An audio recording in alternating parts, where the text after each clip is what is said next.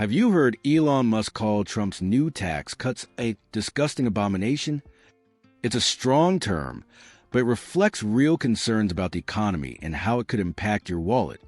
In this video, we're going to break down the critical points of this plan and what it means for you, plus some tips on how to protect your finances. Make sure to subscribe, like, and share so more people can stay informed. Trump's tax cut bill. Let's start with the background. In 2017, the Trump administration passed the Tax Cuts and Jobs Act, a package of tax cuts that boosted the American economy at the time.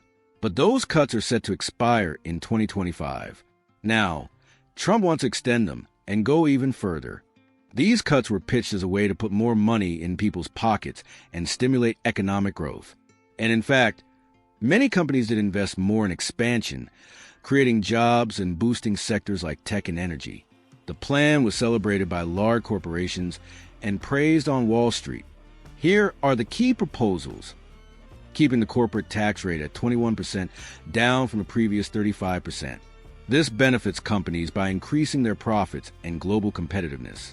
Giants like Google and Microsoft stand to save billions in taxes, directly boosting shareholder returns. Reducing taxes for individuals, which in theory means more money in people's pockets, but could fuel long-term challenges like rising inequality. Increasing the standard deduction, making it easier for many taxpayers to pay less and simplifying the process. For middle-class families, this can offer some short-term budget relief. Exempting tips over time and Social Security from taxes, promising relief for workers, especially in sectors like restaurants and retail. But these changes come at a cost. The U.S. debt ceiling could rise by a staggering $5 trillion, pushing the country deeper into debt. That also raises concerns about the confidence of international creditors in the American economy. This surge in debt raises real worries about the government's ability to invest in critical areas like education and infrastructure. Many economists fear it could slow down the economy or even trigger a recession. To many people, paying less in taxes sounds great. But as we'll see next, the real impact might not be so positive. Let's unpack the criticisms and consequences tied to these tax cuts. Criticisms of the plan. The new tax cuts have no shortage of critics. One of the loudest voices is Elon Musk, who called the plan a disgusting abomination. Musk never minces words on fiscal policy, and this time was no different. For Musk, the main issue is that these tax cuts aren't balanced by spending cuts. The result? A massive increase in the budget deficit. He predicts it will balloon by $2.5 trillion. This gap could put unsustainable pressure on the federal budget, already burdened by Social Security and welfare programs. He also warns that it further strains America's public debt, which surpassed $34 trillion in 2025. This level of debt erodes investor confidence and can make borrowing more expensive for everyone. And when a country is this deep in debt, it loses the flexibility to handle future crises. Another critic is Senator Rand Paul, who says this kind of policy encourages more reckless spending and risks a fiscal meltdown down the road. To him, it's like giving politicians a dangerous incentive to spend without thinking. And ultimately, it's always the taxpayer who foots the bill. These concerns aren't just from politicians and billionaires. Many economists warn that tax cuts without spending cuts are a recipe for trouble. It's a debate that goes beyond political ideology. It's about math and fiscal sustainability. The message is clear. Cutting taxes without cutting spending is like giving an unlimited credit card to someone already deep in debt. It might seem fine in the short term, but the bill always comes due, and it comes with interest and consequences that can last for generations. Economic impact and concerns. The biggest problem here is the budget deficit. In 2024 alone, the U.S. spent $1.8 trillion more than it took in from taxes. That means the government is constantly in the red, relying on risky borrowing and monetary policies to fill the gap. This imbalance gets even more dangerous when you add in long-term obligations like Social Security and health care. That gap has to be financed somehow. And that leads to the next point, the cost of debt. In 2025, interest payments alone are projected to hit $1 trillion, money that could otherwise fund healthcare, education, and infrastructure. That money going to interest payments leaves less room for investments that create long-term growth and benefit everyone. This huge cost also drains resources that could help American families and strengthen the economy in the long run. When the government spends so much just on interest, there's less left for social programs, research, and future-focused investments. It's like every American is paying part of this debt without seeing any real benefit in return. And when the government borrows more or prints money, something dangerous happens. Inflation. We've seen it after the pandemic, when fiscal stimulus packages push food and housing prices to record highs. Inflation is like an invisible tax, slowly eating away at families' buying power. For example, in cities like New York, the average rent for a one-bedroom apartment is around $3,600, up nearly 20% in just 2 years, forcing many workers to share apartments or move to cheaper areas. In London, a coffee can cost £4, almost double what was 5 years ago, a direct effect of currency devaluation and import costs.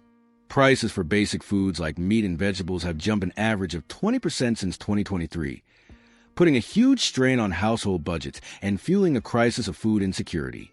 If the government keeps spending recklessly, this trend will only get worse. Families will keep facing higher prices, while the national debt snowballs. And those who suffer the most are always those with the least, while big investors protect themselves with assets that rise alongside inflation. How does the government pay for it all? So, where does all the money come from to fund these tax cuts and spending plans? There are basically three main sources. Taxes, raising taxes in the future, which nobody wants. But this might be the only option if the deficit becomes unsustainable. It's an unpopular solution that usually meets strong political resistance. Borrowing. Taking out loans from investors in countries like China and Japan, creating external dependency and sparking geopolitical concerns. America's debt is already among the highest in the world, and more borrowing only makes it worse. The Federal Reserve, printing money, creating artificial liquidity, but driving inflation and eroding trust in the dollar. This might help exporters in the short term, but in the long run it destabilizes everyone. This third option is the most dangerous. When the Fed prints money out of thin air, it creates more money in circulation without any real increase in wealth. This fuels inflation, eats away at your buying power, and hurts those who most need economic stability. And despite what some people believe, printing money doesn't erase debt. It just shifts the problem around, making it harder to control.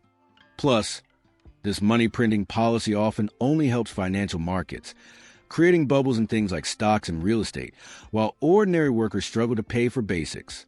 Inequality grows, and a sense of injustice builds up, fueling social tensions. It's like building a house of cards. It looks stable for a while, but the slightest breeze can bring it all down. And in the end, it's always a regular citizen who pays the price, watching their money lose value month after month. That's why understanding these dynamics is crucial to protect your future. Who wins and who loses? Now let's see who really wins and who loses in this game. Because in every crisis, there's always someone who finds a way to profit. Who loses? Consumers. Prices of everything go up: food, rent, gas. Inflation hits lower and middle-income families the hardest because they have less room in their budgets to handle these increases. These families end up cutting essential spending or going into debt just to get by. Workers. Wages usually don't keep up with inflation, so buying power drops. This widens inequality and creates a cycle of financial struggle where people work more but end up with less in real terms. Who wins? Investors and asset owners. Real assets like stocks of solid companies, real estate in growing cities, and commodities like gold and oil tend to rise when the government spends more and inflation goes up. This growth benefits those who already have wealth, but not those starting from scratch. For example, companies like Chipotle or Amazon report record profits, but the workers don't see that money. It goes to shareholders and investors who know how to capture these gains. This creates a growing gap between those with investment money and those who only have their labor to sell. That's the root of the problem. Inequality grows, and those with wealth get richer. Meanwhile, most people fight to maintain even a basic standard of living. even while working hard. It's an unfair dynamic, and that's why it's so important to learn how to protect what you have. This might seem inevitable, but there are ways to shield yourself, and we're going to talk about that now. The key is learning and acting with strategy. Opportunities for investors, but hold on. This doesn't mean you're doomed to always lose. There are opportunities if you know where to look and how to prepare for the shifting landscape. Protection against inflation. Investing in real assets like shares of solid companies, real estate in growing cities, or commodities like gold and oil helps you preserve your buying power. These assets tend to gain value when money loses its strength, acting as a shield against losing buying power. Financial education. People who understand how the economic cycle works aren't at the mercy of bad government decisions. Finding reliable information is the key to turning crises into opportunities. Learning to invest smartly can make all the difference. Here's a practical tip. Subscribe to trusted newsletters like Market Briefs that share direct analysis and investing strategies for free. The more informed you are, the better prepared you'll be to navigate this environment.